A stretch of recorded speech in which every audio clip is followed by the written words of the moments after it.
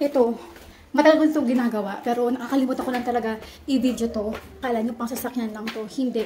Kasi nag-overnight kami kagabi. At ayoko maamoy yung kwarto ko.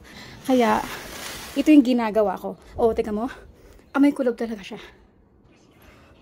On. Close natin ang ating pinto. On natin ating fan. Wala mo ng AC. Make it sure yung bintana ay naka-off din. Ito lagi ko nakikita sa mga may sasakyan talaga. Pero, pwede na ito sa room, sa bathroom. 99.99% sterilization. Kung gusto nyo mag-amoy o mawala yung kulob sa bahay ninyo, sa room ninyo, sa bathroom, especially tag-ulan, this is the must try talaga for odor remover. At the same time, na-sterilize pa yung kwarto natin. Ipindutin lang natin ito at maglalak na yan. Marami silang scent, cedar cologne, tropical flavor, lemon tea, magnolia, at green tea. So kung ikaw ay mag-overnight at ayaw mo madatna ng inyong room na amoy kulob, para may peace of mind, for one product, may deodorizer ka na, may antibacterial ka pa.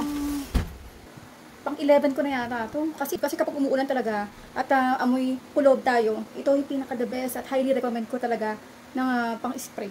2-in-1 na siya, odor remover, at sterilizer. Syempre, sa mga gusto magkaroon nito, ilalagay ko na lang yung link sa ating comment box section or dito sa ating screen.